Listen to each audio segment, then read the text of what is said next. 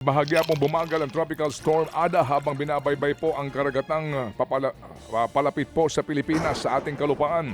Huling namataan ng bagyo 370 kilometers sa silangan ng Surigao City sa Surigao del Norte. Ito'y kumikilos ng pahilaga-hilagang kanluran at taglay po nito ang hanging aabot sa 65 kilometers per hour at pagbugso naman na hanggang 80 kilometers per hour.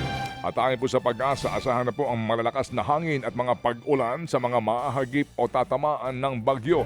Ayon po sa forecast at sa track ng Pag-asa, inaasahan pong lalapit ang bagyo sa may eastern o northern Samar bukas, Sabado po yan, at sa Catanduanes po naman sa araw ng Linggo.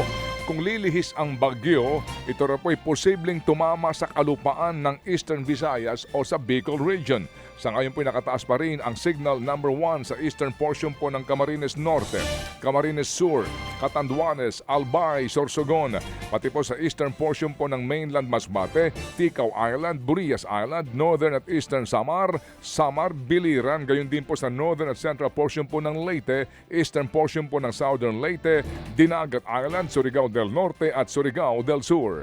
Samantala sa kaugnay na balita, suspendido po ang klase sa lahat ng antas sa ilang lalawigan sa Bicol at Visayas dahil pa rin sa bagyong Ada. Walang pasok po ngayong araw sa buong Albay, Sorsogon, pati na sa ilang bayan ng Camarines Sur at Catanduanes. Wala ring pasok all levels sa Mobo at POV Corpus sa Masbate, Manhuyod, Negros Oriental, Northern at Eastern Samar, pati na sa ilang bayan sa Biliran at Samar. Suspendido rin ang klase sa lahat ng antas ngayong araw sa Tacloban, Burauen, Carigara, Hulita at Tanawan, Leyte, ganon din sa Hinunagan, Southern Leyte.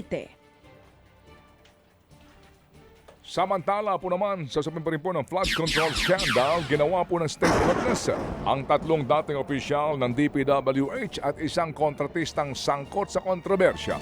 Yan nga po siya na dating DPWH Undersecretary Roberto Bernardo, dating DPWH District Engineer Henry Alcantara, dating DPWH NCR Regional Director Gerard Opulencia, at kontraktor na si Sally Santos na may-ari ng Sims Construction Trading.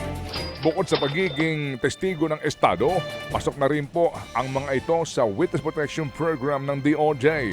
Sa nilagdaan nilang kasunduan o Memorandum of Agreement sa DOJ, kabilang sa napagkasunduan ay ang pagbabalik nila ng pera mula sa mga ninakaw umano ng mga proyekto. Sa ngayon po higit na 316 million pesos na ang naibabalik nilang apat sa pamahalaan. Pero 1.5 billion daw ang kabuuang halaga na kinakailangan nilang ibalik. Hindi po naman isinama sa pagiging state witness sina dating DPWH District District Engineers Bryce Hernandez at JP Mendoza. Hindi na ho sapat ang kanilang mga ebidensya at testimonya para hindi sila sampahan ng demanda. Nakatakda namang magsampa ng karagdagang mga kaso sa Sandigan Bayan ng Ombudsman kaugnay po sa flood control scam ngayong araw. Hindi na ito idinetalya ni Ombudsman Boying Remulla pero ayon sa Malacanang, may big fish na makakasuhan at aarestuhin. Ang tingin ng Ombudsman, pakana ito ng abogado ni Senator Joel Villanueva na pinakakasuhan din ng Independent Commission for Infrastructure o ICI. Una nang sinabi ng kampo ni Villanueva na ayaw na nilang magkomento sa issue dahil gumugulong ang investigasyon. Itinanggi na rin ang kampo ni dating DPWH District Engineer Henry Alcantara na binawi na niya ang kanyang mga salaysay. Yan po sinasabi ni Ombudsman Boying Remulla kahapon kung bakit daw po biglang nagkaroon ng balita ng retraksyon. Sa ilang po namang mga balita pa rin, itinuturing po na bilang number 1 na most wanted ng Pilipinas ang negosyanteng si Charlie Atong Ang. Meron na rin po siyang 10 milyong pisong pabuya. Ang DILG sa sinuman po makapagtuturo kung nasa saan ito.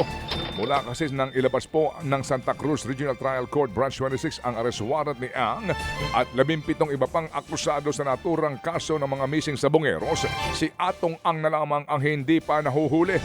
Ayon sa DILG, may tuturing pong armed and dangerous daw si Ang dahil posible itong manlaban lalo pat marami itong mga tauhan. Pero tiniyak ho naman ng ahensya na wala silang planong extrajudicial killing labang kay Ang. Sa ngayon po'y na-revoke na. Pinawalang bisa na po ng PNP ang mga lisensya po ng baril Oo, nitong si Atong Ang, 6 daw po ng mga baril ito na nasa kanyang mga pangalan. Humiling na rin daw po ang pulisya na mapasama si Ang sa red notice ng Interpol. Mga kapatid, brothers and sisters, saan ka pa? Dito na tayo sa totoo.